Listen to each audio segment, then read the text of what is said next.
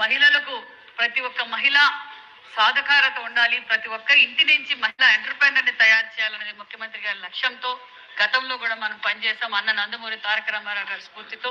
అదే విధంగా ఈ రోజు మరి 14, 19లో కూడా మనం అనేక మహిళల కోసం అనేక స్కీమ్స్ కూడా పెట్టాం అధ్యక్ష. మరియు ఇప్పుడు 19, 24లో ఇవన్నీ గాలికి వదిలేశారు. మళ్ళీ కూడా మనం ఈ మహిళలకు ఉచితంగా కుట్టు మిషన్ టైలరింగ్ ఇస్తూ కుట్టు మిషన్లు కూడా ఏర్పాటు చేశాం.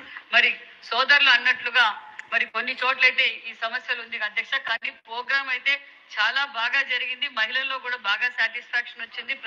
ప్రతి మహిళకు ఎఫ్ఆర్ఎస్ సిస్టమ్ కూడా పెట్టి వాళ్ళు ఉదయము సాయంకాలము ట్రైనింగ్ 90 days ఇస్తున్నాం అధ్యక్ష. మరి అక్కడ కొన్ని సెంటర్స్ లో కొన్ని ప్రాబ్లమ్స్ ఉందన్నారు, దాన్ని పరిశీలిస్తాను. మరి సోదరులు అన్నట్లుగా మరి వారికి హ్యాండ్లూమ్స్ మీదను మరి వాళ్ళు తయారు చేసి మరి వాళ్ళు ట్రైనింగ్ అయిపోయిన తర్వాత వాళ్ళకి సర్టిఫికేట్ ఇస్తూ మళ్ళీ వాళ్ళకు ఒక కుట్టు మిషన్ కూడా మనం ఉచితంగా ఇవ్వబోతున్నాం అధ్యక్ష. అంతేకాకుండా మరి మహిళలకు ఎక్కడైతే గ్రూపుల ద్వారా సెర్ప్ కావచ్చు, ఎన్ఆర్ఎంఎల్ ద్వారా కావచ్చు, మరి వాళ్లకు ఏర్పాటు చేసి వాళ్ళు తయారు చేసిన వస్తువులు కూడా బైబ్యాక్ సిస్టాన్ని కూడా మేము అమలు పరుస్తాం. అదే విధంగా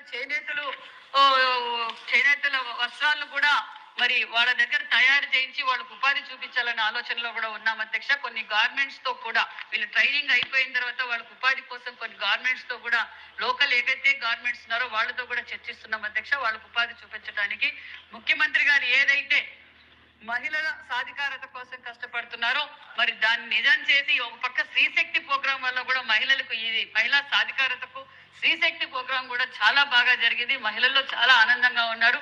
మరి మహిళలు వారి గమ్యాన్ని చేరుకోవడానికి ఈ స్త్రీశక్తి ప్రోగ్రాం కూడా వాళ్ళకి అనుకూలంగా అందిందనే విషయం కూడా తెలియజేస్తూ